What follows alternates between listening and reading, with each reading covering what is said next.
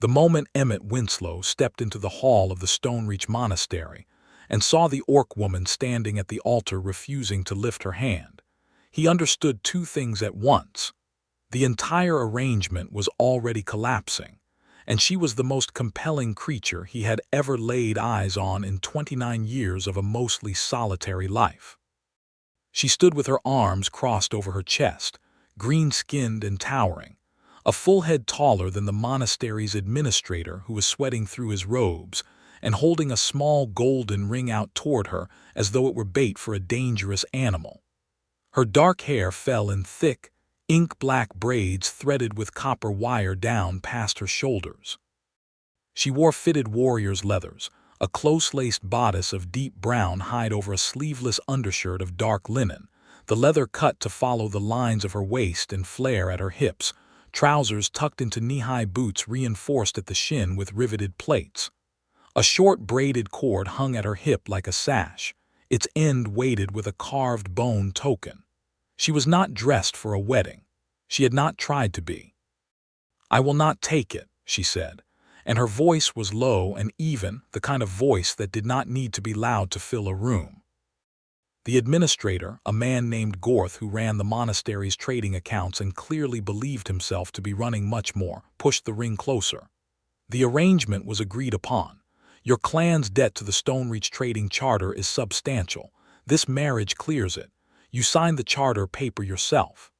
"I signed a paper," Ursa Stormbound said, "that said I would come here and stand before witnesses. It said nothing about wearing a ring I have never touched."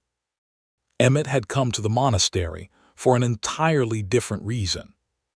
He had been trapping the high mountain lines for 3 seasons, and the Stonereach Monastery sat at the top of the coastal cliffs like a crow perched above a harbor, overlooking the gray sea 200 feet below. It was the only place within 4 days of his line where a man could sell furs, buy salt and iron, and sleep under a real ceiling. He had not expected to walk into a marriage dispute. He shifted the bundle of pelts on his shoulder and watched. Gorth turned red. "This is a legal contract, witnessed and stamped. You will be removed from this hall if you do not comply." "Then remove me," Ursa said simply. Gorth looked around the hall. There were perhaps a dozen people gathered: monastery staff, a pair of merchants who had arrived that morning, a young cleric who looked like he wanted to be somewhere else. Nobody moved toward the orc woman. Nobody was particularly eager to try. It was not Emmett's business. He knew that. He was a trapper with a bundle of winter marten and a shopping list.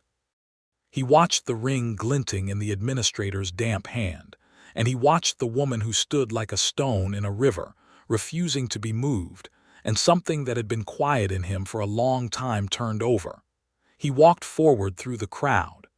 "Excuse me," he said, setting his pelt bundle down against one of the stone pillars. "What is the debt amount?" Gorth stared at him. "I beg your pardon, the clan debt, the one this arrangement is clearing. What number are we talking about?" Gorth sputtered.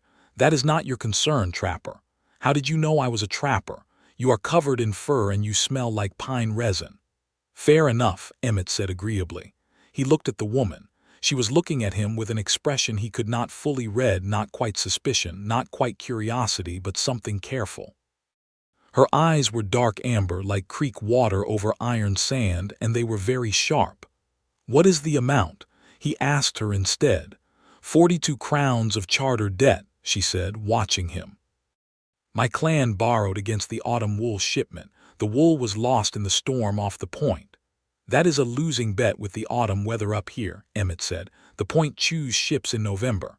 "I know," Ursa said. "I told them that." Emmett turned back to Gorth. "I have 3 seasons of fur. I was planning to sell it before I resupply. What is the current rate for prime winter marten?"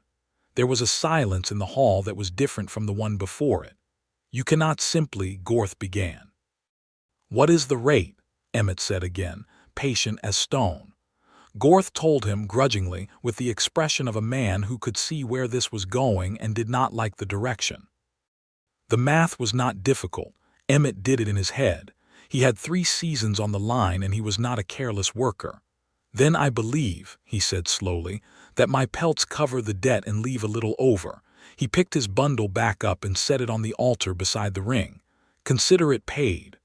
The hall was very quiet. Ursa Stormbound looked at him for a long, long moment. He could feel the weight of that amber gaze moving over him, the worn leather of his coat, the trapping knife at his belt, the calluses on his hands, the general evidence that he was a practical working man with no particularly distinguished features and no rank worth mentioning. "Why?" she said. "I dislike being told to comply," he said. "It sits wrong with me." "That is not an answer. It is the only one I have right now," he admitted.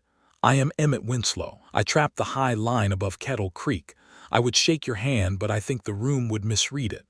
The corner of her mouth moved. It was not quite a smile, but it was something.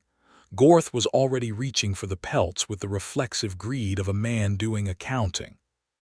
"This clears the Stormbound clan debt," he announced to the room with visible relief. "The arrangement is therefore satisfied by other means. The wedding is cancelled," Ursa said. "Is cancelled," Gorth agreed, sounding like he was glad to be done with it. Emmett retrieved his empty bag from the altar and turned to walk toward the supply hall. He had gone about 4 steps when he heard her boots on the stone behind him, unhurried but deliberate.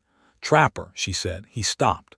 "Winslow, you spent 3 seasons of earnings on a stranger." "I did." "That is either very generous or very stupid." "Possibly both," he said. "The two are not mutually exclusive." She fell into step beside him, which was not something he had expected. She was taller than him by a meaningful margin, and she moved the way predators move, smooth and unhurried. He noticed that the bone token at her hip was carved in the shape of a running wolf and that she had 3 small scars along the ridge of her left forearm that had the pattern of claw marks. "I will pay it back," she said. "You do not have to." "I am aware I do not have to," she said with a patience that matched his own. "I am telling you I will." "All right," he said. "I am not going to argue about a favor." "It was not a favor, it was an intervention. There is a difference." He considered that. "Fair point. Where do you sleep tonight?" she asked, which was not the direction he had expected the conversation to go. "The monks keep a traveler's room on the east side, 3 copper a night." "I have a room there too," she said. "My situation is somewhat complicated." "I gathered," he said. "Does the complication involve the relic that Gorth had locked in the case behind the altar?" She stopped walking. He kept going 2 more steps before he realized she had stopped and turned back. She was looking at him with a new quality of attention that was sharper and less casual than before. "You saw that," she said. "I have good eyes. Occupational requirement. You spend enough time spotting marten tracks in the snow and you start noticing everything in a room." He paused. It looked like a clan piece. The etching on the case was Stormbound pattern. She was quiet for a moment that felt like a careful recalibration. "It is the Stormbound wardstone," she said finally. "It was taken from my clan's keeper 3 months ago by a man named Davin Reach who sold it to Gorth along with the debt paperwork. The debt is real. The wardstone transfer was not legal under clan law. It was a theft dressed in charter language." "So Gorth has the stone," Emmett said, "and that is why you came here, not for the debt, for the stone." "The debt was the door," she said. "Gorth would not see me without leverage. And you thought marrying into his arrangement gave you proximity to it." "I thought standing in his hall gave me a chance to assess what I was dealing with," she said. "I had no real plan beyond that." He looked at her for a moment. She was watching him steadily, not apologetically, which he appreciated. She had walked into a bad situation on her own terms and she was telling him the truth about it without softening it. "All right," he said. "Tell me about the wardstone." They sat that evening in the traveler's common room, which had a fire and 2 long benches, and the smell of old wool and salt wind coming through the window slats. The monastery sat right at the cliff edge on the north headland, and at night you could hear the sea moving far below, a deep rhythmic sound that Emmett had come to find calming over the 3 years he had worked the mountain line. The monastery itself had been an old watchtower once, built by some forgotten coastal lord. The monks who had moved in 3 generations ago had added buildings around the old tower, and Gorth's charter business had added more buildings after that. It was a strange, layered place, a religious house that was also a trading post, bristling with pennants and counting ledgers. Ursa told him about the wardstone with the directness of someone who did not waste words decorating information. The stormbound wardstone was a carved piece of sea jade roughly the size of a man's fist, worked in the old clan style with binding runes. Every stormbound orc carried a smaller echo stone keyed to the wardstone, a personal tether. While the wardstone was held by the clan, the echoes worked. They kept the clan's oaths bound, their trade agreements valid, their name honored in the territories where orc word was still recognized. Without it, the clan's standing contracts and alliances could be challenged. 3 months without the wardstone and 2 of the stormbound trade alliances had already collapsed. "Gorth knows what it is worth," Emmett asked. "He knows it is sacred to my clan," Ursa said. "He knows that I will eventually have to buy it back or take it back.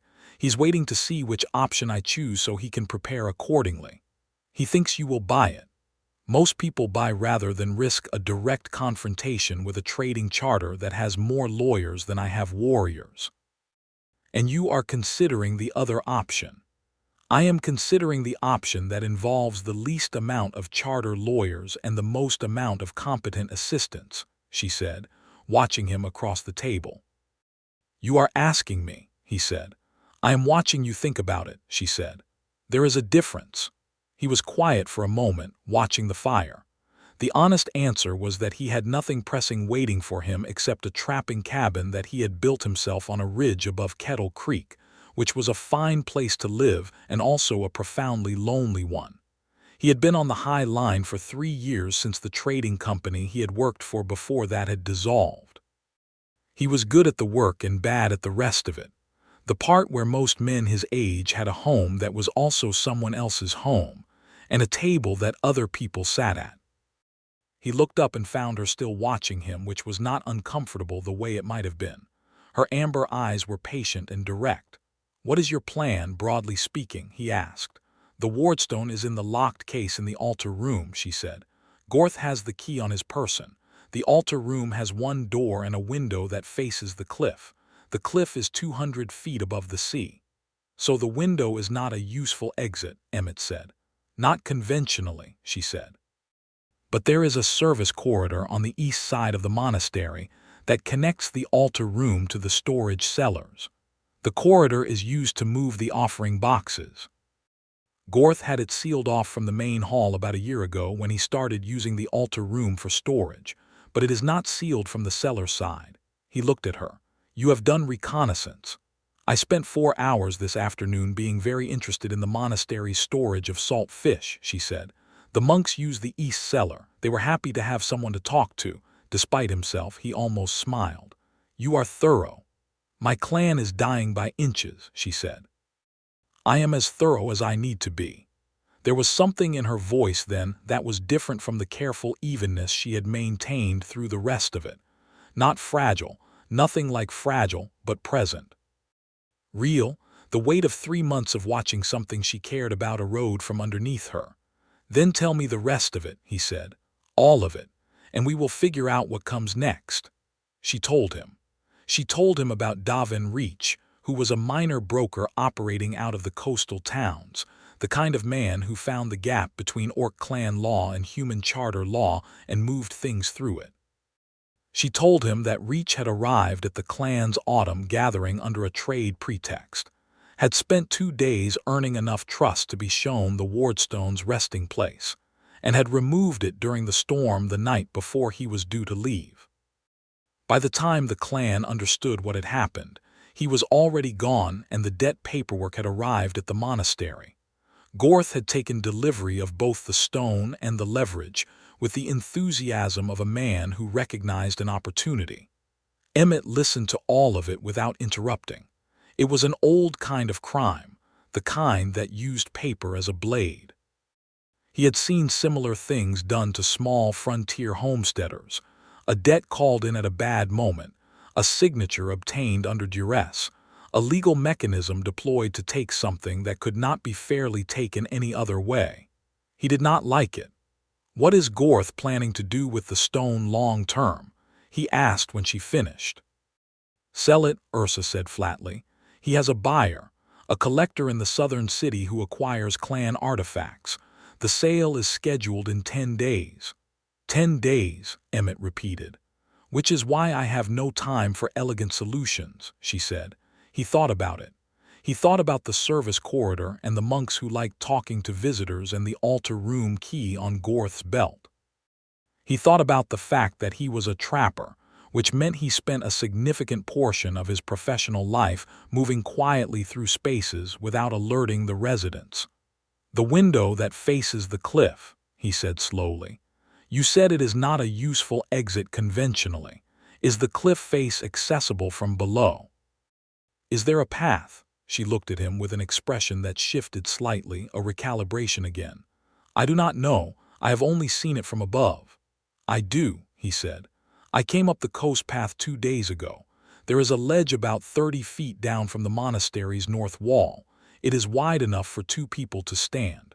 The cliff there has iron pitons hammered in from some earlier era. It might have been a fishing access point." "You remember the specific cliff topography from a walk you took 2 days ago," she said. "I told you, occupational requirement." He met her eyes, good eyes and a habit of thinking about exits. The corner of her mouth moved again. This time it was definitely closer to a smile. "I am beginning to think," she said, "that you spending 3 seasons of earnings on me was neither generous nor stupid." "What was it then?" "Consequential," she said. That word sat between them in the firelight for a moment. "Tomorrow," Emmett said, "I will go down the coast path and check the ledge and the pitons. You go back to talking to the monks about salt fish. Do not approach Gorth and do not let him see you watching the altar room." "You are directing my movements," she said, but her tone was curious rather than annoyed. "I am suggesting a division of labor," he said. "You can veto any of it." She considered him for another long moment. Outside, the sea moved far below in the dark, its deep pulse coming through the walls. The fire crackled. "I do not veto it," she said finally. "Get good sleep, Winslow. You are going to need it." He found the ledge and the pitons the next morning.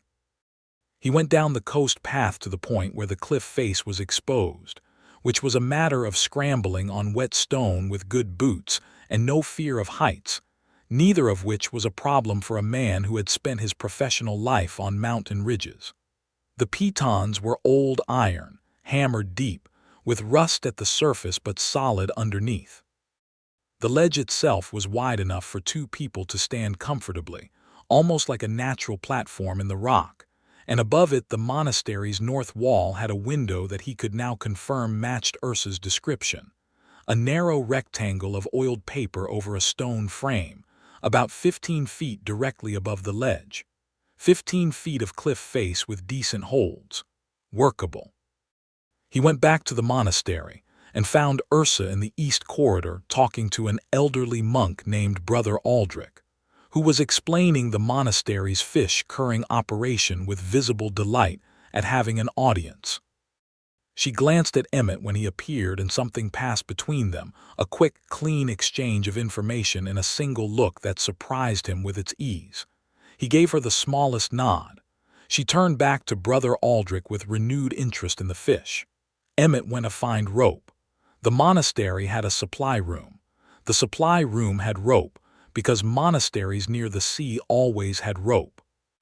He purchased 12 feet of climbing cord and a leatherwork, all under the pretense of needing to repair a pack strap, which was not even entirely a lie.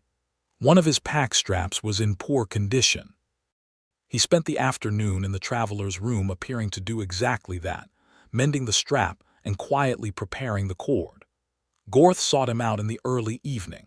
He came into the traveler's common room with the air of a man who had been thinking carefully and had decided to make a move. He was shorter than Emmett by a hand's width and had the particular softness of a person who had been doing administrative work for many years. His eyes were clever, though. "Master Winslow," he said, settling himself on the bench across the common room table, "I want to thank you for this morning." "Nothing to thank," Emmett said, working the awl through the leather. "You showed unusual generosity toward the orc woman.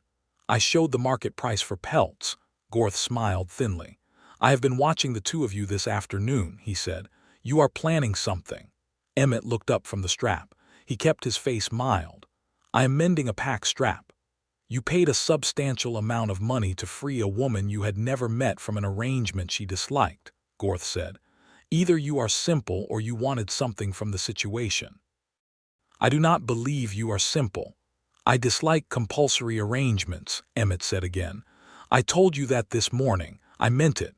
The Stormbound woman is here for the wardstone, Gorth said, watching him. Emmett said nothing, which was its own kind of answer, and they both knew it.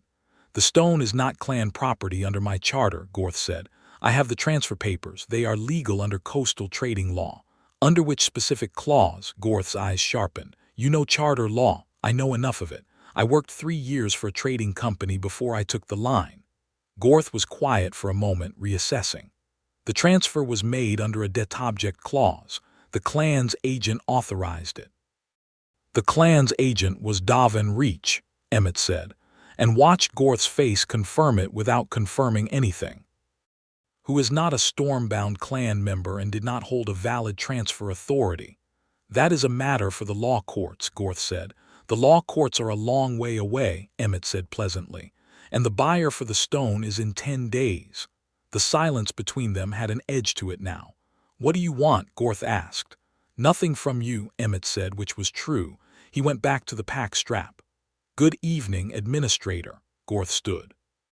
He lingered for a moment, and Emmett could feel the man doing calculations. Then he left, and Emmett heard him go back toward the central hall, heard the particular click of a lock being tested, a man confirming his security. Emmett let out a slow breath. They had less time than he had thought. He went to find Ursa. She was in her room, which was directly next to his on the east side. He knocked 2 measured taps, and she opened the door immediately. She had been awake and she had been thinking. He could see it in her posture. He knows, Emmett said. I saw him go to you, she said. Come in. He stepped into her room and she closed the door. She was standing near the narrow window, the last gray light from the sea behind her, and she was very close in the small space. The room smelled of leather and something warm and faintly mineral, like water from a stone spring. We go tonight, she said. Tonight, he agreed. Late when the monks are in the night offices. Gorth does not attend night offices. He will be in his own room. The corridor to the cellar, then I go up through the window via the cliff. I open the altar room from inside. You take the stone and come back through the corridor. I go back down the cliff. She looked at him. You are going to climb a wet cliff face in the dark. In my professional experience, the hardest part is not the climbing, he said. It is not letting the rope creak. That is a specific concern. Rope creak carries at night, he said. I will go slow. She watched him for a moment. The gray light was fading behind her and the room was getting dim. She reached past him and lit the small candle on the table, and in the sudden warmth of it she was very close. Emmett Winslow, she said, and the way she said his name was different from before, more deliberate. You are a surprising person. I have been called worse, he said. I mean it as a compliment. She looked at him steadily. I am not accustomed to humans standing next to me in difficult situations rather than behind me or against me. I am aware that is the more common arrangement, he said. He met her eyes in the candlelight. I have never been particularly interested in common arrangements. Something moved through her expression that was warm and careful and guarded all at once. She reached out and adjusted the cord at his shoulder, a small, practical gesture, straightening where it had bunched, and her fingers were warm through the fabric of his shirt. Then we go tonight, she said. 2 hours after midnight. 2 hours after midnight, he agreed.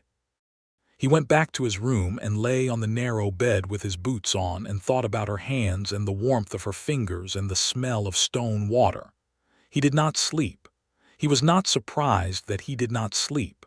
At 2 hours past midnight, the monastery was as quiet as it would ever be. Emmett went through the east door and down the service stairs to the corridor that Brother Aldrich had shown Ursa, who had shown Emmett on a walkthrough that afternoon under the pretense of discussing storage access.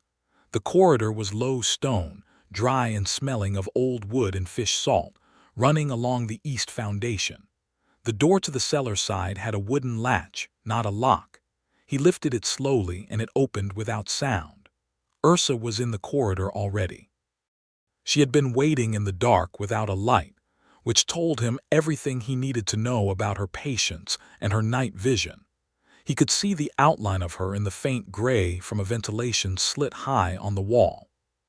She touched his arm once, brief and deliberate, an acknowledgement, and pointed toward the corridor's far end, toward the space beneath the altar room. He nodded and moved past her, going first, working the lock on the inner stairwell door with the tools he carried. It took 4 minutes. The lock was old and stiff. The stairwell opened into the altar room side passage. Above him, the altar room door was bolted from the outside. That was Gorth's lock, the one that had clicked when Emmett heard it tested. But the passage itself was inside that lock. He found the window. He found the frame. He used the awl on the oiled paper, quiet and steady, opening a flap large enough to pass through. The sea air came in cold and smelling of salt and distance. He looked down. The ledge was there. The pitons were there, 15 feet.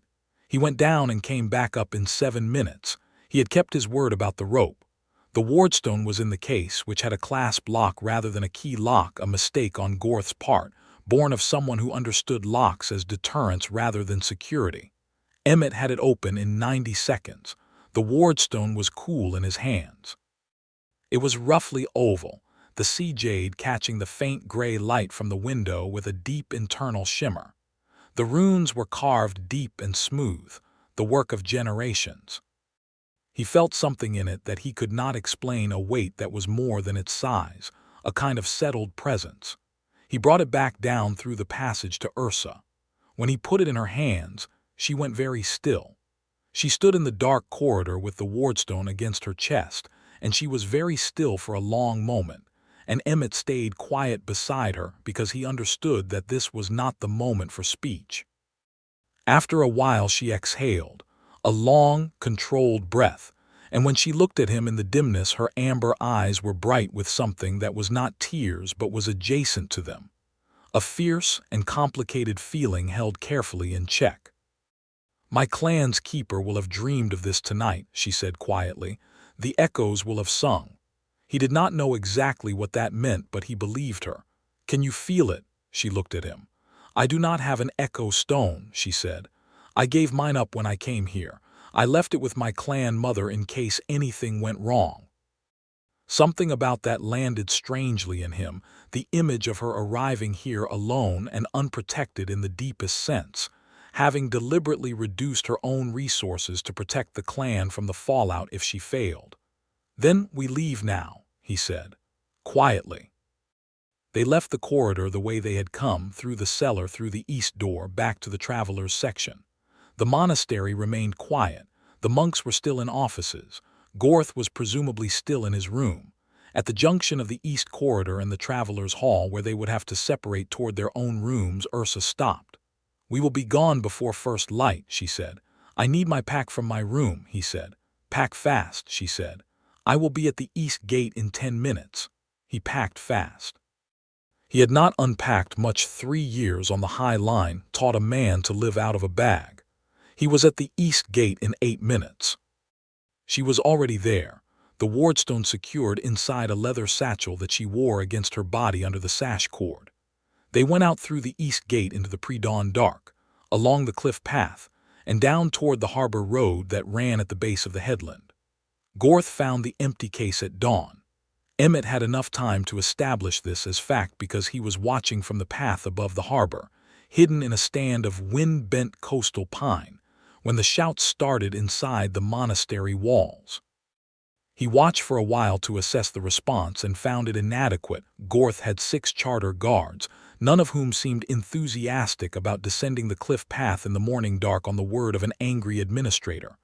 Ursa was beside him in the pines, watching the same thing. "He will send word to the coastal towns," she said. "He will say we stole a chartered item." "Under claim that the charter was valid," Emmett said. "Which it is not." "Which it is not," she agreed. "But that argument needs to happen somewhere with a proper adjudicator, not on a road with 6 charter guards. Then we avoid the road, Emmett said, which was not a problem for him. He had spent 3 years avoiding roads by preference. The High Line crosses the Headland Range and comes down into Tarek's Landing, 4 days if the weather holds. From Tarek's Landing you can get a coastal boat to the Stormbound territory. She looked at him. You know the High Line. I live on the High Line, he said. My cabin is 2 days north of here and the path goes through it. We resupply there and then drop south to Tarek's Landing. You are walking me to my territory, she said. I am walking you somewhere where Gorth's charter guards are not, he said. Your territory is past that point. The direction is the same. She looked at him for a moment in the gray dawn light, pine branches moving slowly around them in the sea wind, and the expression on her face was one that he was beginning to recognize, that careful, recalibrating look that she did when he said something that did not fit the category she had started to put him in. All right, Winslow, she said. Take me up the High Line. They moved fast for the first day, staying off the road, using the coast path until it forked into the mountain approach.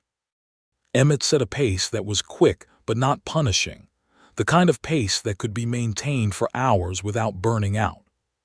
He was accustomed to it and was pleased to find that Ursa matched it without complaint and without effort, moving through rough terrain with the ease of someone who had grown up in it. By midday, they were high enough that the monastery was a distant collection of rooftops below and behind them, barely visible through the coastal haze. By late afternoon they were in the upper reaches of the first ridge, where the pines gave way to stone and scrub, and the wind had a different quality, thinner, with teeth.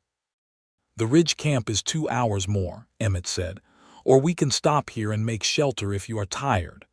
I am not tired, Ursa said, which was clearly true. She was barely breathing harder than on flat ground. Then 2 hours more, he said. The ridge camp was a site he had used many times, a natural overhang in the rock that cut the wind, a circle of stones with old ash in it, a stack of dry wood he had left there on his way south. He built a fire which was allowed here. At this height, the smoke spread and dissipated before it could be seen from below. They ate from his pack dried venison, hard flatbread, a small wheel of wax cheese that was only slightly past its best. Tell me about the Stormbound clan, he said, passing her the water skin. She took it and drank and set it down between them. The fire was small and hot, and the overhang bounced the warmth back. She was sitting cross-legged with the wardstone satchel in her lap, one hand resting on it in the unconscious way of someone who had been separated from something important for too long. My clan lives on the northwest coast, she said. We fish and trade and do some farming, though the soil is poor. We are one of the smaller bonded clans, about 200 members. We have been at the coast for 4 generations since the resettlement after the war treaties. The Harrow War treaties, he said. You know the history. I know some of it. I grew up near Aldenmere, which had a significant resettlement border. There were orc families in the valley when I was young. She looked at him with a slightly different quality of attention. What was that like? Complicated, he said honestly. Some people managed it well. Most people managed it badly. There were fights and accusations and a lot of careful coexistence that was not exactly friendship. He paused. But I had a neighbor when I was young. An old orc woman named Hatha who kept goats. She used to give me cheese when I came by. She was the most capable farmer in the valley. Everyone knew it and most people pretended not to. What happened to her? She died of a cold winter when I was about 12. She was very old. He looked at the fire. I have not thought about her in years, but I think she is part of why I walked forward this morning. Ursa was quiet for a moment. That is an honest answer, she said. I try to give honest answers when I know them, he said, and less honest answers when I do not. She made a sound that was her version of a laugh, brief and dry and from the chest. He found he liked the sound of it very much. How long have you been alone on the High Line? She asked. 3 years, he said. Before that I worked for the Kettridge Trading Company, which dissolved when its owner died without heirs and his brother sold the assets. I had been with them for 4 years. It was good work and then it ended. The High Line is good work too, quieter. You said quieter and not better, she observed. He looked at her across the fire. You are a very careful listener. Yes, she said, simply and without embarrassment. The fire cracked and a log settled. The wind moved over the rock above them and they were warm in the pocket of the overhang, the night sky overhead beginning to show stars through the clearing clouds. What about you? He asked. You came to the monastery alone. No escort, no clan members. My clan mother wanted to send warriors, Ursa said. I told her it would make Gorth defensive and reduce our options. One person can move quietly. 6 warriors cannot. That was the practical reason, he said. She looked at him. He was getting better at reading her, the small shifts of her expression, the way her jaw set when she was deciding whether to answer something fully.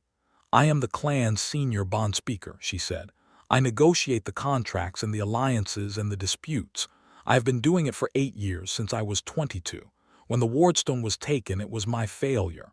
It was Reach's crime, Emmett said. It happened on my watch, she said. That is the same thing in my reckoning. He understood that. He did not argue with it, because he recognized the specific shape of a person who held themselves to a particular standard and he respected it.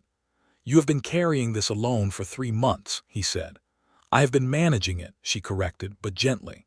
Alone, he said again, not argumentatively, just marking it. She looked at him for a long time. The firelight was warm on her green skin and caught the copper wire in her braids and the amber of her eyes. She was, up close and at rest, extraordinarily beautiful, in a way that had nothing to do with fashion or convention, and everything to do with the actual specific arrangement of her features and the quality of her attention. Yes, she said quietly, alone. There was nothing more that needed to be said about it right then. He let it rest. They finished eating and spread their bedrolls on the stone under the overhang, and Emmett fell asleep to the sound of the wind and the distant sea and the slow rhythm of her breathing. He woke before dawn with the easy internal clock of a man who had lived outdoors for years, and found her already awake, sitting at the edge of the overhang with the wardstone out of the satchel, holding it in both hands, looking out at the pre-dawn sky. He watched her for a moment without announcing himself, not in a hidden way, just in the quiet way of not wanting to interrupt something private, and he thought that she looked like the landscape itself, part of it, rooted in it. Then she spoke without turning. The dawn watch starts in your shoulders, she said. You breathe differently. He laughed, which was a sound he hadn't made in a while. It surprised him by being genuine. Fair enough. They packed and left the ridge camp in the first gray light, and walked through the morning in the comfortable silence of 2 people, who did not need to fill space. Emmett showed her the high line's particular logic, the passes that looked impassable but weren't, the animal tracks that indicated water sources, the depressions in the rock that indicated unstable footing. She listened and observed and occasionally asked a precise question, and he answered it with the pleasure of someone who liked his work and rarely had occasion to explain it. In the afternoon, they hit a problem. The path descended through a narrow pass between 2 rock faces, and at the foot of the pass there were 4 men on horses.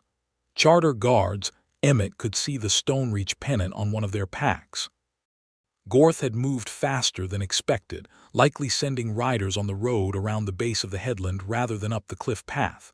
They were below, not above, which meant the guards had come from the direction of Tarek's landing rather than from the monastery. They were watching the pass. Emmett and Ursa pulled back before they were seen. He anticipated the high line, Ursa said quietly. He knows this path. He knows I know it, Emmett said. I talked to him about the high line 2 seasons ago when I sold him furs. My mistake. She did not say that. She looked at him. Options. There is a secondary pass 2 miles east, he said. Harder going. It takes us an extra day, but it comes down on the north side of Tarek's landing rather than the south approach, which is where those 4 are watching. Then the East Pass, she said immediately. The East Pass was genuinely harder, steep and loose-footed in places, with a stretch of exposed ridge where the wind tried to take them sideways. Ursa handled it without difficulty. At the exposed section, where the footing was worst, Emmett went first to test the path and she followed closely. And at one point where the stone was slick and he had to make a reach for a piton to keep his balance, her hand came out and caught his arm, not grabbing, just a steadying touch, quick and certain, and he felt the warmth of it through his coat.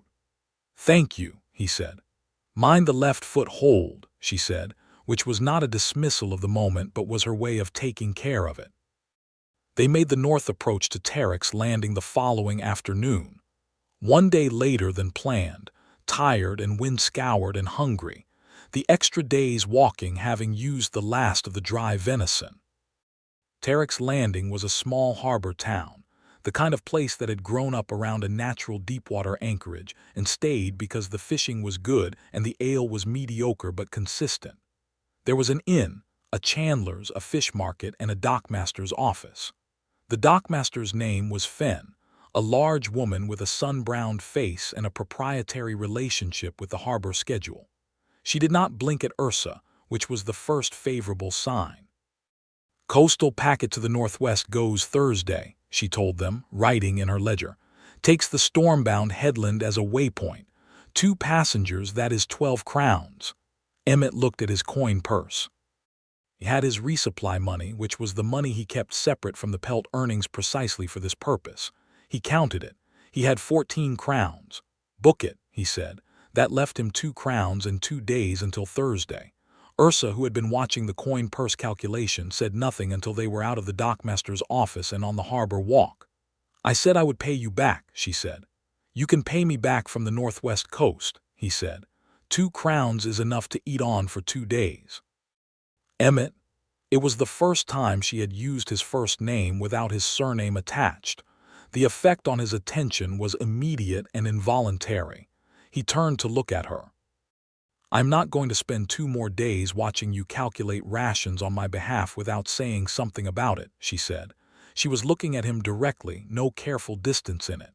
"You have spent most of what you had on a situation that is not yours. I am aware of what that costs someone who lives as you live." "It has not been a hardship," he said honestly. "That is not the point." She held his gaze. "You keep giving me things and you do it as though it is nothing, and I need you to understand that I am—" She paused, and he watched her find the word she wanted. "I am not accustomed to receiving things. I am accustomed to managing things. There is a difference, and I am not navigating it gracefully. You are navigating it exactly as you are," he said. "I am not keeping a ledger." "I am," she said. "I keep a very precise ledger." "Then put it in the ledger," he said, "and let me buy us dinner." She looked at him for another moment, and then she made the sound that was her laugh, low and brief and from the chest, and it hit him somewhere in the middle of his sternum and stayed there. They found a table at the inn, which had low ceilings and a very large fire and a fish stew that was genuinely excellent after 2 days of rationed hard bread.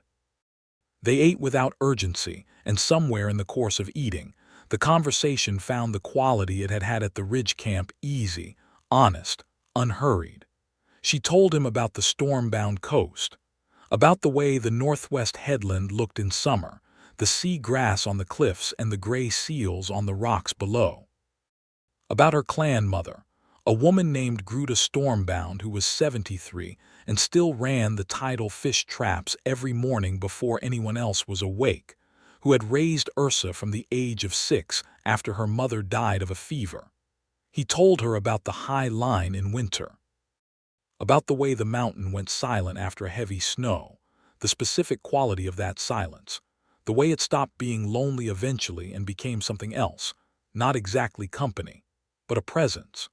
About the time he had been caught by an early blizzard 2 seasons back and had dug himself into a snowbank under a downed pine and spent 17 hours there with a fox who apparently had the same idea, the 2 of them waiting out the storm in wary and eventually comfortable proximity. She laughed properly then, not the brief chest laugh but a full one, and he thought he would happily spend a long time finding ways to produce that sound. "The fox stayed with you for 17 hours. She said. She was very dignified about it, he said. She never actually acknowledged that we were sharing the space. She just kept very still and pretended I wasn't there." "Excellent diplomacy," Ursa said. Superior to most human diplomats I have met, he agreed. Her hand was on the table near the bread. His was near the stew bowl. The distance between them was small and present. "What do you do," she asked, "when the line is done? When spring comes and you have sold the pelts and resupplied?" "I fix the cabin," he said.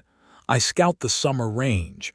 I check the boundary markers. I keep a garden poorly." He looked at his hands. "I am very good at the work and less good at the surrounding life." She was quiet for a moment. What would the surrounding life look like if it were better? He looked up and found her watching him with the quality of attention that was not casual. "I think it would look like having someone to come back to," he said. The fire in the inn's hearth popped and sent up a brief spark. The room was warm and smelled of fish stew and pine wood.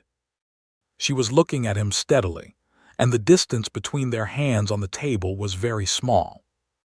"I have been considering," she said slowly, "that when I bring the wardstone back to my clan and the contracts are restored and the alliances are mended, I am going to have to decide what I do next.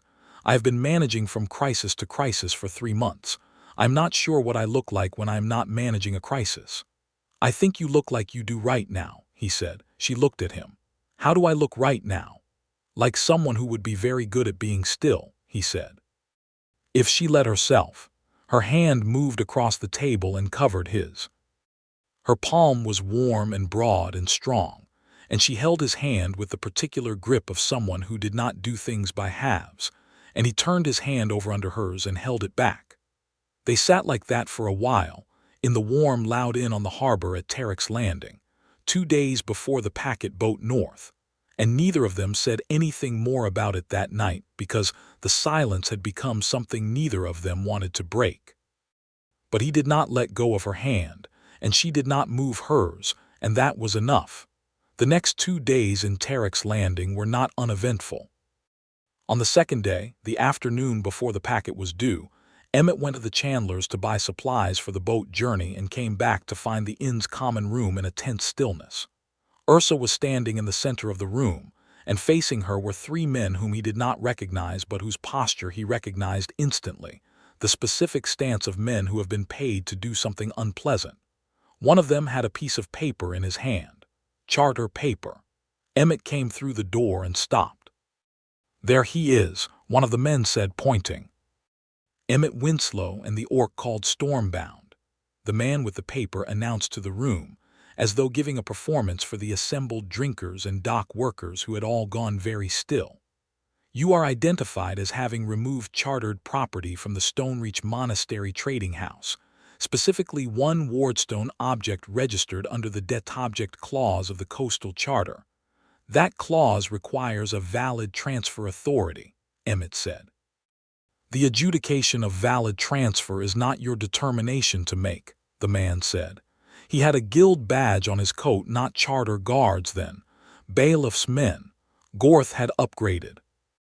"The wardstone is to be surrendered and the 2 of you are to present yourselves at the Stonereach Monastery for hearing." The room was watching. Emmett counted 14 people in the common room, none of whom had any particular stake in this except the curiosity.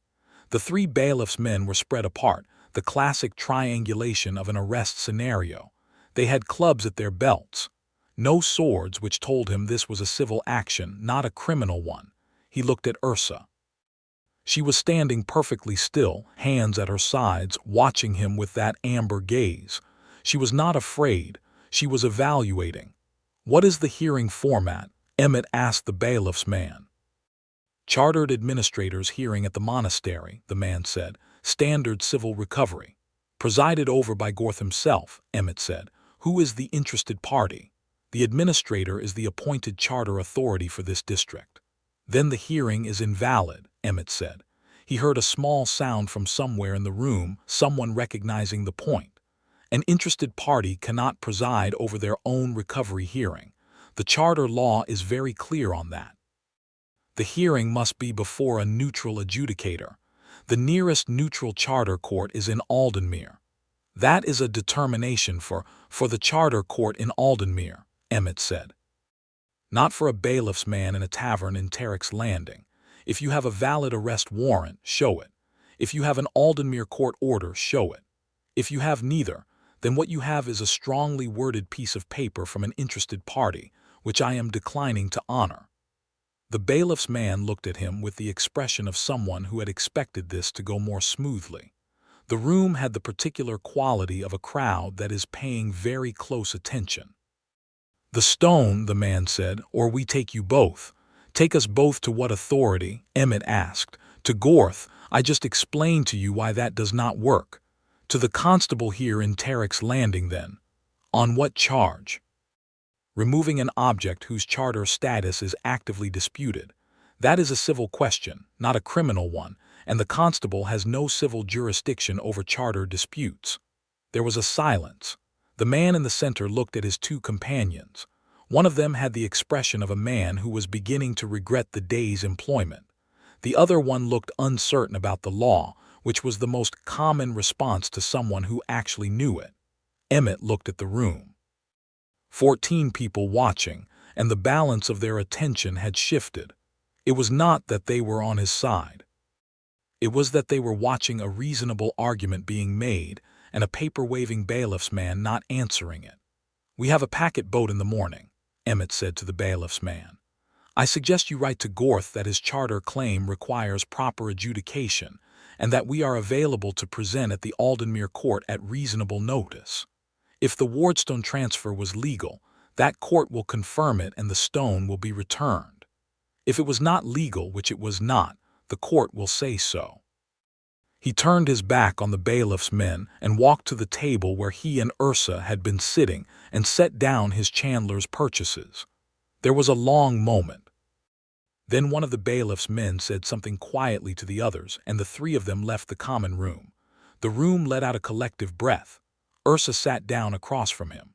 She was looking at him with an expression he had not seen on her before, not the careful measuring look, not the warm private look from the inn table the night before. This was something else, something that was working to stay still. "You just held off 3 men with charter law," she said. "Bad charter law, badly applied," he said. "Gorth overreached. He does not have grounds for a legitimate arrest, only grounds for a civil hearing, and he knows it. That is why he sent bailiff's men instead of a court summons. You knew all of this." "I know enough charter law to be uncomfortable," he said, "which is apparently enough." She reached across the table, not for his hand this time, but she put her palm flat on the table between them, a deliberate gesture, and he understood it as the version of a statement she was not yet saying in words. He put his hand over hers. "The packet tomorrow," she said. "The packet tomorrow," he agreed. The boat was a working coastal packet with a crew of 4, a cargo hold full of salted fish, and a single covered deck passenger space that was cramped and smelled of tar. Neither of them minded. The sea was gray and cold and magnificent off the northwest coast, the kind of sea that was not decorative but was real in a way that made you feel the size of the world. Ursa stood at the rail for most of the journey, watching the coast unreel past them, and Emmett stood beside her because standing beside her had become, in 3 days, a natural location to be. "I need to ask you something," she said on the second afternoon, not looking away from the sea. "Then ask," he said. "When we reach the stormbound headland," she said slowly, "you could walk away from this. You have done more than anyone could have asked. The wardstone will be returned. The clan will manage the debt question and the charter challenge through proper courts eventually. You could take your 2 crowns and go back to the High Line." "I know," he said. "I am not asking you to leave," she said. "I am asking you whether you want to." He looked at the side of her face, the strong line of her jaw and the copper wire in her braids and the way the sea wind moved her hair. "No," he said. She was quiet for a moment. "You would be walking into," she said, "is a clan who does not know you, a headland that is not your territory, a legal dispute that will require a full charter court process in Aldenmere that could take months, and a complicated political situation involving 2 collapsed trade alliances and a man named Reach who is still at large." "All right," he said. "That is not an argument for staying," she said. "I am describing what staying looks like so you understand it." "I understand it," he said. He turned to face her fully. She turned to face him. They were very close at the rail, the wind between them, the sea below. I have been on the high line for 3 years, he said. I have been alone for most of the 3 years before that, really. I am good at it and I have been good at it and I do not want to go back to it. He held her gaze. I want to stay if you will have me. Her amber eyes were very bright. You are a peculiar man, Emmett Winslow, she said. I am consistently told that, he said. She stepped forward and kissed him. It was not tentative. It was deliberate and warm and full, the way she did everything with her whole attention without halfway measures. He kissed her back with the particular quality of a man who has been waiting without knowing he was waiting, and her hands came up to his coat and held the lapels, and the sea went wide around them on all sides, and it was a very long moment before either of them moved back. When they did, they were both breathing differently. That was a better answer than anything you have said, she told him. I was working up to it, he said. She laughed the full laugh again, and this time he was very close to it, and the sound settled into him like the warmth of the ridge camp fire, and he thought he would be entirely happy to be in proximity to that sound for a very long time. The stormbound headland appeared the following morning, a high dark promontory of black rock with the remains of an old watchtower on its highest point, and the clans painted fishing boats in the water below. Emmett stood at the rail and looked at it and felt the strangeness of arriving somewhere new which he had not done in 3 years. Ursa stood beside him, her shoulder against his. She had her hand around the wardstone satchel. "Are you afraid?" he asked. "Of coming home," she said. "Of what comes next," he said. "The clan, the court process, all of it," she considered. "I am not afraid of work," she said. "I am afraid of losing things." She glanced at him. "I am going to try very hard not to lose things." "Good," he said. "I am going to help you with that." The clan mother, Ursa Stormbound, was not what Emmett had expected, and he was not sure what he had expected. She was small for an orc, bent slightly with age, with the same dark eyes as Ursa but fiercer and quicker, the eyes of someone who had been reading people for 73 years and was very good at it. She received them on the headland dock in the early morning with 4 clan members behind her, and absolutely no preamble. She looked at Ursa first, and Emmett watched something pass between them, a long silent exchange of the kind that exists only between people who have known each other since one of them was 6 years old. Then Gruda looked at the wardstone which Ursa placed in her hands, and the old woman held it for a moment with closed eyes. Then she opened her eyes and looked at Emmett. "You are the trapper," she said. "Emmett Winslow," he said. "Yes. You helped her." "She would have managed without me," he said, which was true. It went faster together. Gruda looked at him for a very long time. He had the impression of being read like a text. He stayed still and let it happen. "Come inside," Gruda said finally. "You both smell like fish and 3 days of walking, and neither of you has eaten properly since this morning." The stormbound settlement was built into the headland rock, and along the cliff-top stone and timber buildings joined by covered walkways, with the old watchtower as a center point and the sea visible from every angle. It was a beautiful place, deeply particular with the smell of salt and wood smoke and the sound of the clan's daily life. The fishing boats in the water below, the voices of people working, the wind off the headland. Emmett found himself welcomed with the matter-of-fact hospitality of people who did not waste warmth on strangers but did not withhold it from people who had earned it. He was given a room in the tower guest quarters, food, and pointed toward a washing room, all without ceremony. The following week was full. Ursa spent most of it in intensive sessions with the clan elders and the contract keepers, working through the 3 months of damage, the collapsed alliances, the disputed agreements, the pending charter challenge that Emmett had cited in Tarek's Landing. Emmett sat in on the charter work and contributed usefully. He wrote a formal statement for the Aldenmere court detailing the circumstances of the wardstone transfer, including the specific charter clauses that Gorth's claim violated. The clan's contract keeper, an old orc named Bassett who wore 3 pairs of spectacles and used all of them interchangeably, told Emmett his legal memory was extraordinary for a trapper. "I read a lot," Emmett said. "Winters on the High Line are long." "Read what?" Bassett demanded, with the passion of a man who kept good records. "Everything I could carry," Emmett said. Bassett looked at him with the expression of someone finding an unexpected ally and went to get another pair of spectacles. Davin Reach was the outstanding problem. The man was still at large, and without his testimony or arrest, the charter challenge had a gap in it. They could prove the transfer was procedurally invalid, but proving the intent to defraud required Reach himself. The clan had sent word to the coastal broker networks, and Emmett had written a separate note to a contact from his trading company days who worked in the southern ports. They waited. In the evenings, when the work was done, Emmett and Ursa walked the headland. It became their thing with the organic inevitability of habits formed between people who want the same hours. The headland at dusk had a quality he had not encountered anywhere on his mountain line, the particular way the light went copper, and then deep rose over the sea, the waves running dark below, the seabirds going to their roosts in long trailing lines. She showed him the watchtower's old observation platform, where you could see on a clear day all the way to the outer islands. She showed him the tide pools in the rocks below the cliff, accessible by a cut stair that the clan had been using for generations.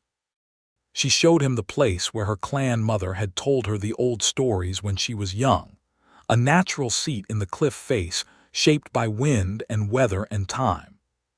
He told her about the high line in summer, about the mountain flowers in the high meadows and the particular sound of a stream in the snowmelt season, and the way the light came over the eastern ridge in the morning. He found that telling it to her made him see it differently, not as a solitary record, but as a place he could imagine showing someone. One evening, about a week after they arrived, she said something he had not expected. They were on the watchtower platform, the sun going down into the sea, and she was leaning on the parapet looking out, and he was beside her. "My clan mother says you are staying," she said. "Your clan mother told me I am staying," he said. She did not make it sound like a question. Ursa made the small sound of amusement. "She is rarely wrong about people. She has a very precise way of looking at a person," he said. "She looked at my father the same way, according to the stories," Ursa said. "He was a trader from the eastern valleys.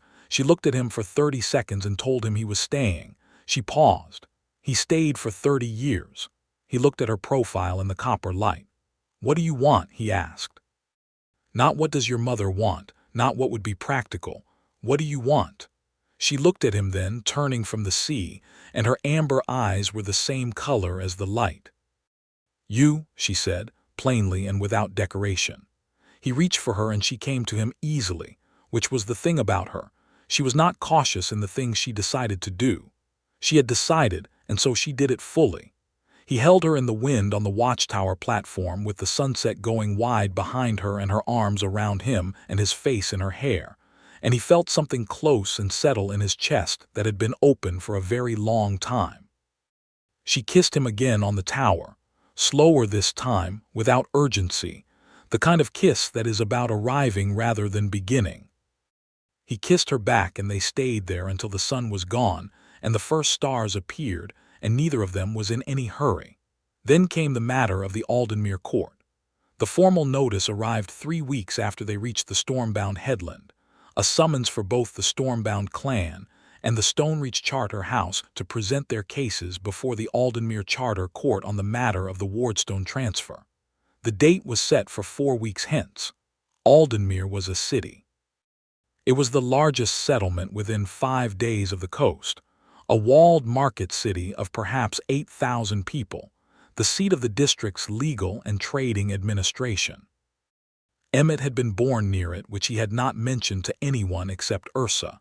He had spent years avoiding it. It was also the place where the Stormbound clan's case would live or die.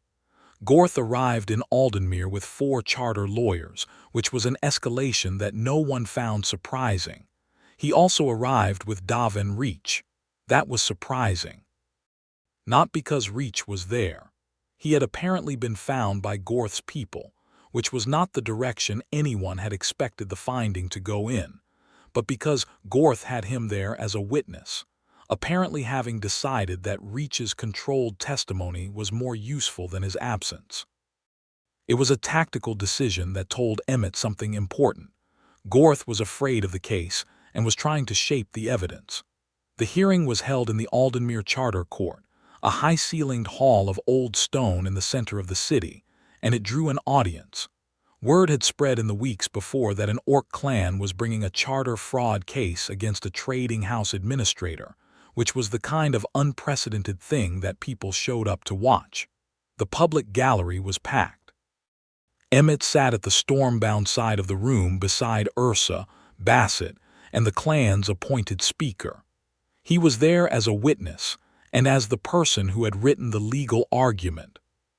He was also aware that he was the only human in the stormbound party, which was not lost on the gallery, some of whom were looking at him with varying degrees of curiosity. Gorth's people went first.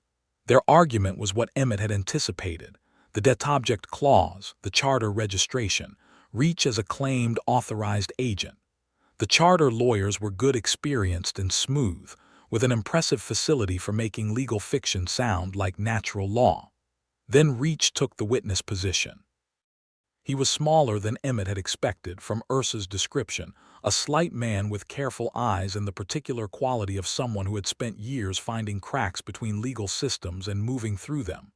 He told the court that he had been an authorized trading agent for the Stormbound clan. He had documentation, he said. The documentation, Emmett said quietly to Bassett, is forged. We know, Bassett said, but we need to show it.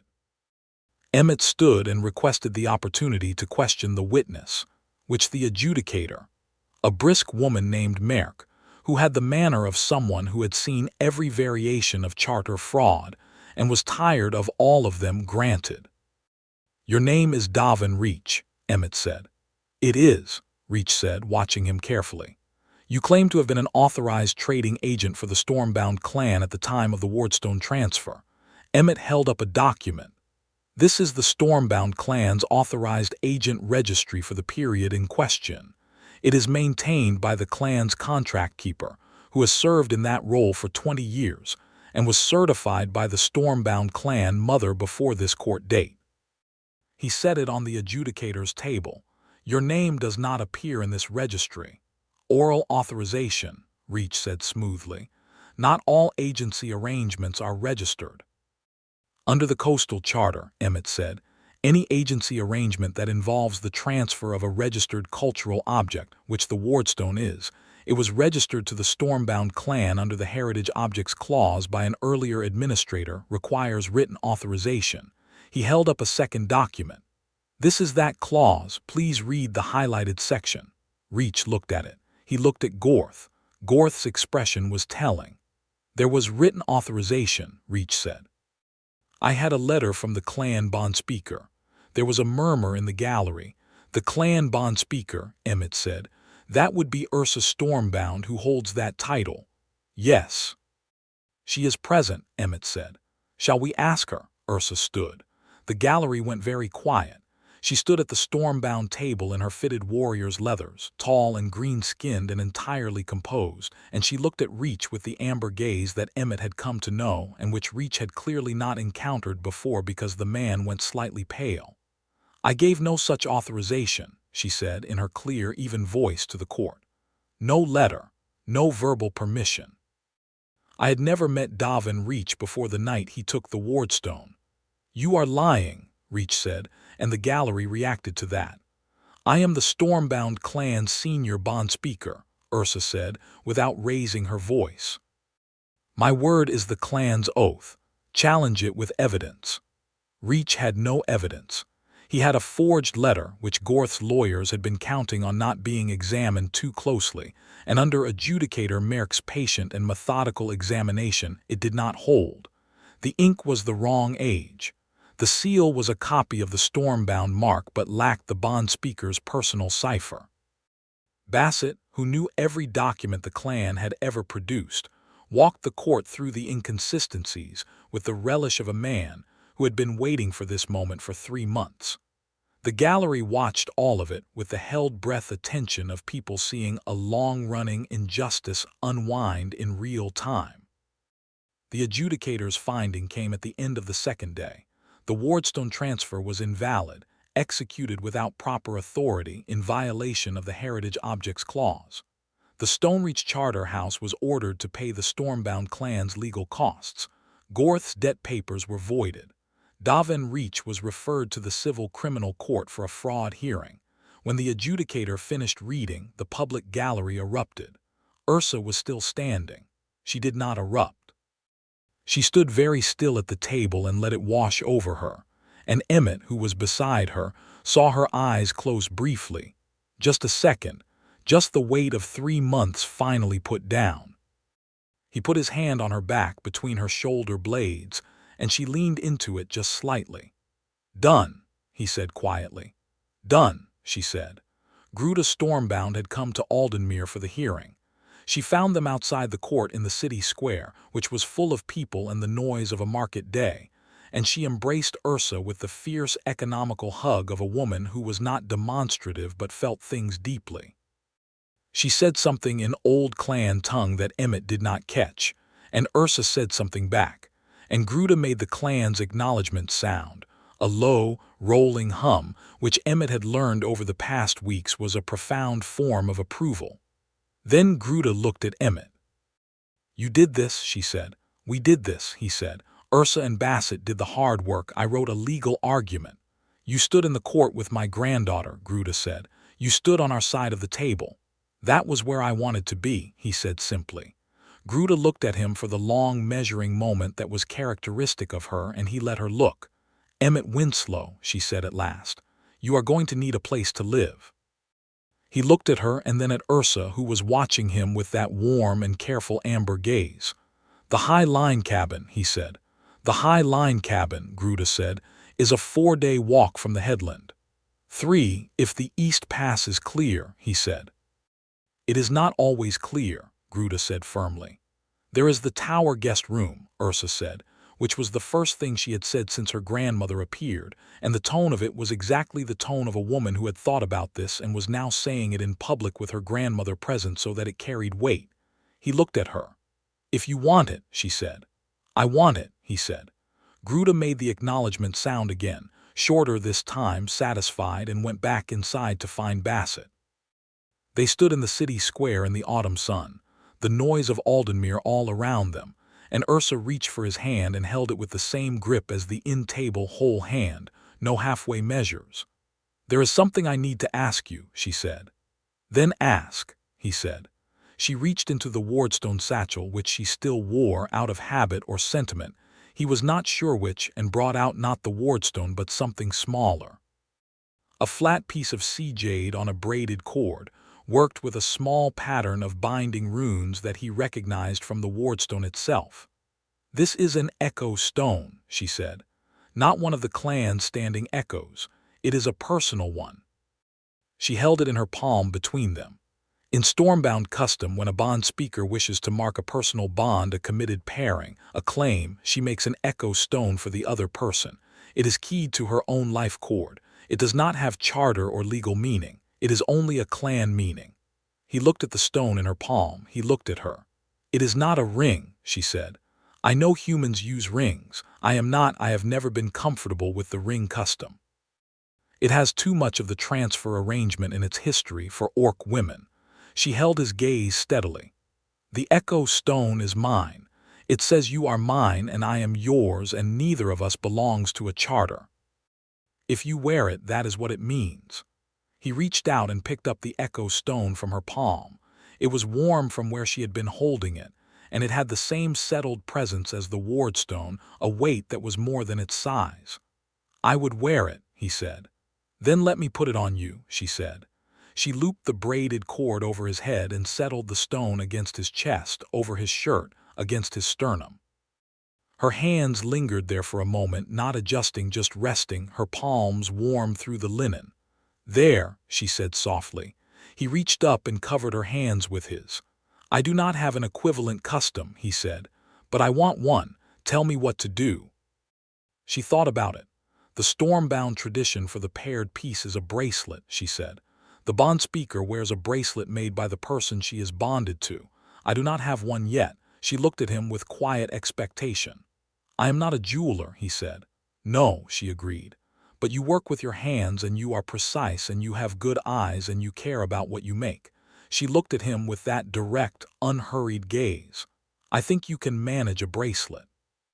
He looked down at her wrist, strong and green-skinned, and scarred along the ridge of the forearm. He thought about what he had that he could work with. He thought about copper wire, the kind he had in his pack for snare work, the kind she had threaded in her own braids. "Give me 2 days," he said. She gave him 2 days. He spent the first of them in Aldenmuir's craftsman's quarter, finding a small forge space he could rent by the hour from a sympathetic metalworker named Coral who, upon learning the context, refused payment and spent 20 minutes advising him on the correct gauge of copper for a bracelet meant to be worn daily. He spent the rest of the first day and all of the second at the forge, working the copper. He was not a jeweler.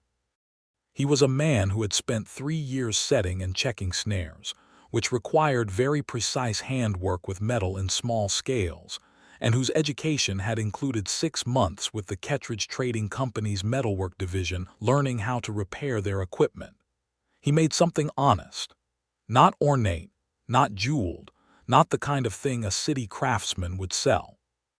He worked the copper into a smooth band with a braided pattern on the outer face, not unlike the wire in her hair, not unlike the ropes on the clan's boats, a pattern of interlocked loops that had no gap and no clear beginning or end.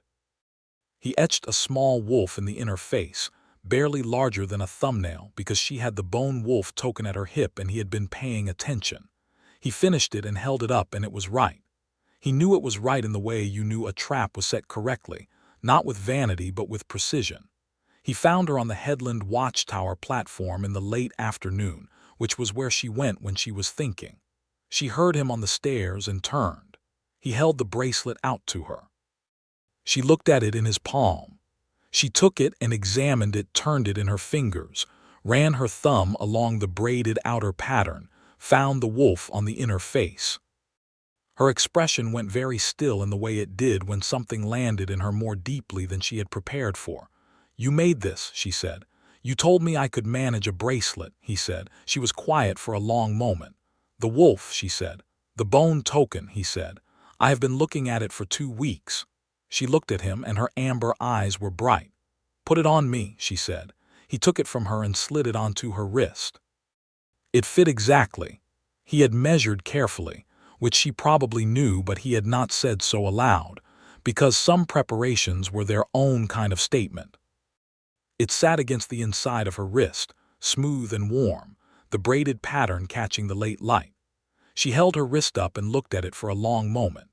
Then she put her wrist down and came to him in one deliberate step and kissed him with the same fullness as on the boat, and he held her on the watchtower platform with the sea-going silver below and the headland wind in her hair and the echo stone warm against his chest. When she moved back, she was close, her forehead nearly touching his. "Emmett Winslow," she said quietly. "Ursa Stormbound," he said. "Stay," she said. "I said I was staying," he said. "I know," she said. "I like saying it, I like hearing you agree to it." He looked at her in the silver light.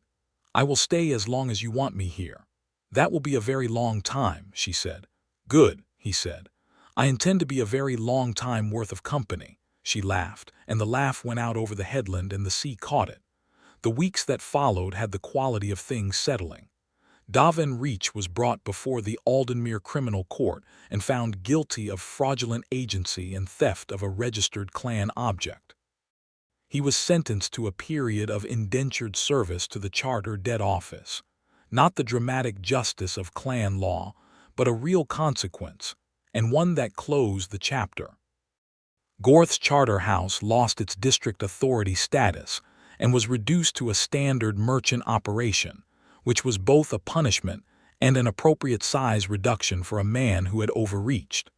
The Stonereach Monastery went back to being what it had always been underneath the business, a quiet religious house on a cliff, with good salt fish and monks who liked talking to visitors. The 2 collapsed Stormbound trade alliances came back online within 6 weeks of the Wardstone's return.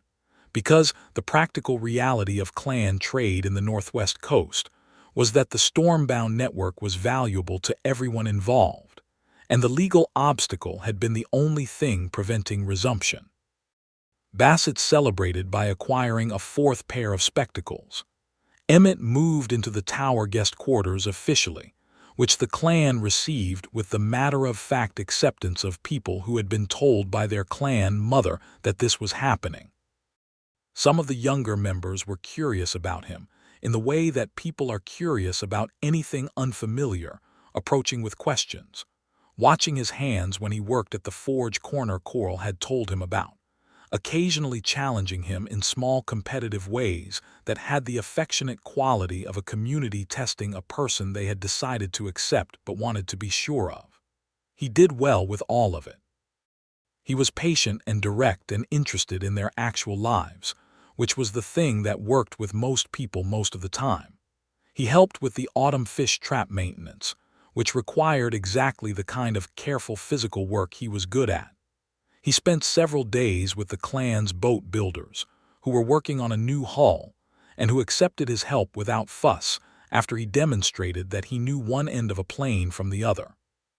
He read through the clan's charter contracts at Bassett's invitation and identified 3 clauses that could be more favorably worded in future renegotiations, which delighted Bassett and resulted in a very long and highly enjoyable afternoon of discussion. Ursa watched all of this. She watched him fit himself into her world with the same patience and precision he brought to everything, and she did not talk about it directly, but he could feel it in the quality of her attention in the evenings, when they walked the headland, and the warmth of it was different from the careful measuring look she had started with. It was something that had let its guard down. One evening, sitting on the cliff seat where Gruta had told her the old stories, she told him something she had not told anyone before. "I thought the wardstone situation was going to be the thing that ended the clan," she said. "Not in the immediate sense, but I thought it was the beginning of the end, the first debt called, the first crack in the standing, and then more would come after it. I have been watching small clans die for the 20 years I have been paying attention. It usually starts with one thing that does not get resolved." "It got resolved," he said.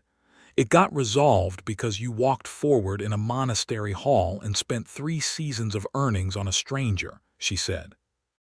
"Which is a ridiculous thing, and I am very glad you did." He was quiet for a moment. "I want to tell you something," he said. She turned to look at him. "The morning of the hearing," he said, "when I stood up to question Reach, I was nervous." She looked at him with slight surprise. He had not shown it. "I know." "You knew. Your left hand," she said. "You tap your left hand against your leg when you are managing nerves. You did it in the courtroom. You did it the night we went through the monastery corridor too." He stared at her. "I have never in my life had someone notice that." "I told you I am a careful listener," she said. "I am a careful watcher too." She looked at him steadily. "I noticed, and I thought there he is nervous and he is standing up anyway, and I thought I had been correct about you from the beginning." "From the beginning when?" he asked. "From when you set your pelt bundle on the altar and started doing charter math in your head," she said. "I saw you doing it, I saw you thinking about it and deciding, and I thought, there is a person who acts on the correct thing even when it is not easy. That is unusual." He looked at her in the dusk. The sea was very dark below them, and she was warm beside him, the bracelet on her wrist catching the last faint light from the western horizon. "You are the most straightforward person I have ever met," he said. "And I mean that as the highest possible compliment." She reached up and held the echo stone through his shirt, warm through the linen, her palm flat against his chest. He felt his heartbeat under her hand. "You are still nervous sometimes," she said. "Yes," he said. "You always act anyway," she said. "I try to," he said. "I know," she said. "That is why you have this." She pressed her hand briefly against the stone and took it away. "And this." She lifted her wrist with the bracelet. He leaned in and kissed her, slow and unhurried, and she turned toward him fully, her hands on his coat, and the cliff wind moved around them both. Winter came to the storm-bound headland. It was different from mountain winter, less brutal in terms of cold but more relentless in its gray and wet. the sea turning dark and heavy, the storms coming in from the ocean with walls of rain that lasted for days. The clan moved their lives partially indoors, to the longhouse and the tower workrooms, and the quality of the days changed slower, closer, more interior. Emmett found that he did not mind it. He had expected to find the enclosed life of the settlement difficult after 3 years on the open mountain line. He found instead that it was full in a way the line had not been. Full of people and their small daily negotiations, full of the specific ongoing work of a community sustaining itself, full of evenings in the longhouse where the fire was large and the stories were old, and he was learning the old tongue one phrase at a time. Full, specifically, of Ursa. In the winter evenings she was less managed, less bond speaker and more herself loose-braided, sitting near the fire with a contract document spread on her knees or with nothing at all, just present. She had a habit of reading aloud, something she did not seem entirely aware of. When she found a passage that interested her, she would murmur it quietly, and he would listen. And sometimes she would look up and find him watching her, and she would look back without embarrassment, clear-eyed and warm. There was an evening in the depths of the winter season when the storm was very loud on the headland, and the longhouse was full and warm, and she was sitting beside him with her head on his shoulder, both of them half watching the fire and half listening to one of the older clan members tell a story in old tongue that he was following about 2/3 of. Her bracelet was on her wrist. His echo stone was against his chest under his shirt. Gruda was across the fire, watching the storytelling with the patient attention of someone who had heard the story 100 times and still wanted to hear it again. At some point, Gruda looked over at them, a brief glance, and made the acknowledgement sound very quietly, almost to herself. Emmett heard it. He thought Ursa heard it too, from the slight smile that came and went on her face without her moving. It was a moment he would keep for a long time. He walked the high line once more in the late winter to close out the season's equipment. Set traps needed to be taken up, markers needed to be maintained, the cabin needed to be secured. He went alone, because the timing was not right for anyone to come with him, and because he was capable of it and it was his work. He was gone for 12 days. He had not anticipated coming back down off the mountain with an empty pack and the specific tiredness of 12 good days of physical work. How different the return would be from any return he had ever made before. There was someone to come back to. Ursa met him at the clan's south path marker, which was not where people were generally met. It was half a mile from the settlement, a carved stone at the top of the path down from the ridge. He came around the bend and she was there, standing at the marker in the gray late winter afternoon, and the warmth that went through him at seeing her standing there waiting for him was not complicated by anything. "You are early," he said. "I wanted to walk out," she said, "rather than wait at the gate." "That is a long walk in bad weather." "It is," she agreed. She fell into step beside him and took his pack strap in one hand, sharing the weight without asking permission to. He let her. He had learned that she shared work as other people gave gifts, directly and without ceremony. They walked the half-mile back in the gray light, his shoulder near hers. "The cabin?" she asked. "Secured and standing," he said. "The east wall needs work in the spring, the roof held." "Good," she said. "The fox came back," he said. "Or another one, she had a den under the floor." Ursa made the sound of amusement. "Did you cohabit again?" "Companionably," he said. "She is still pretending I am not there." "Excellent diplomacy," she said again, the same words as before, and the fact that she remembered them settled something in him. "Ursa," he said. She looked at him. They were nearly at the settlement gate. The smoke from the longhouse was visible over the walls, and the sound of the clan's evening was audible in the wind. "Next time I go up to the line," he said, "I want you to come." She looked at him steadily. "I want to show you the high meadows in the snowmelt," he said. "I want you to see the eastern ridge in the morning. I want the place to be both of ours, the way the headland is both of ours." She was quiet for a moment. "The High Line cabin," she said. "Is there room for two?" "I built it myself," he said. "I built it the size of what I thought I needed. I think I built it wrong." She looked at him with that warm, direct, unguarded look. "We could fix that," she said. "We could," he said. "In the spring." They went through the settlement gate into the warm noise of the evening, and she kept his pack strap in her hand, and her bracelet was on her wrist, and his echo stone was against his chest, and behind them the sea moved on the headland in the gray winter light, patient and enormous and entirely indifferent to the very small, very real happiness of the two people walking through the gate. Spring came, as it always did, in waves, tentative first and then certain, the sea grass greening on the cliffs, and the first of the fishing boats going back out, and the daylight stretching long in the evenings. Emmett spent the early spring weeks helping the clan with the tidal trap maintenance and the boat work, and Ursa spent them renegotiating the two trade alliances with the better charter language that Bassett had helped develop over the winter. The contracts came back clean.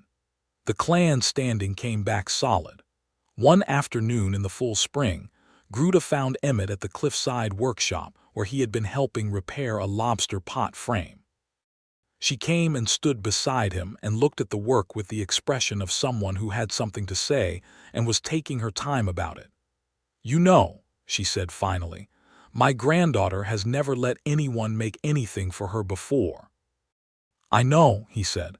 "She manages things," Gruda said. "She does not receive them." "I know that too," he said.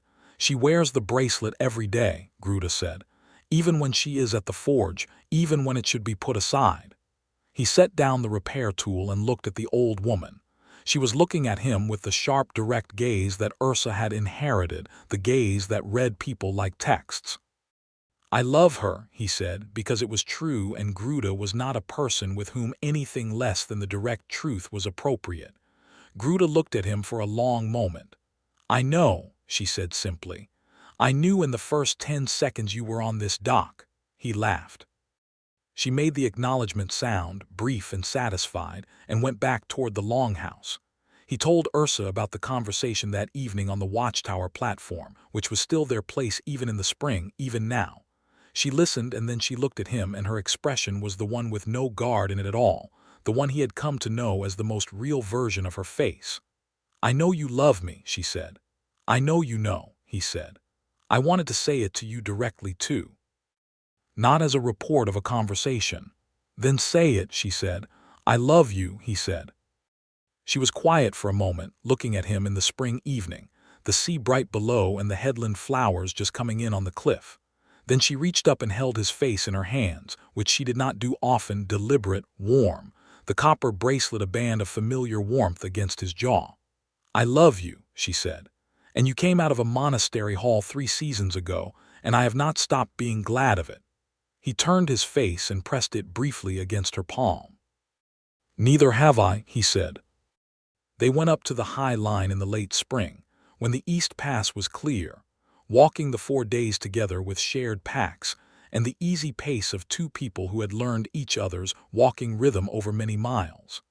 The High Line cabin was smaller than the headland tower by a factor of about 5, and it had the honest bleakness of a structure built for solitary practical use, with nothing in it that was not useful.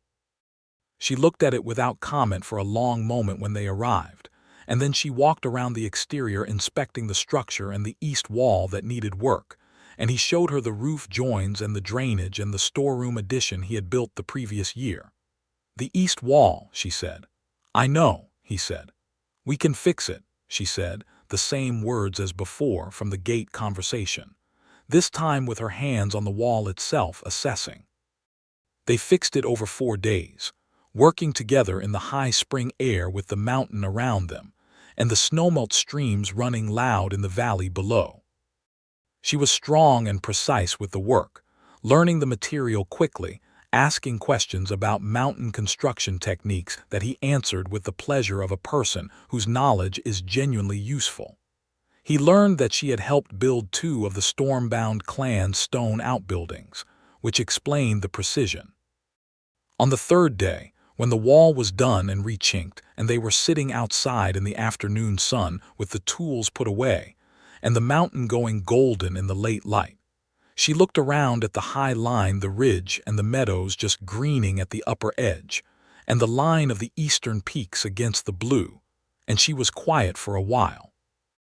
"I understand," she said at last, "why you stayed 3 years. It is very still," he said.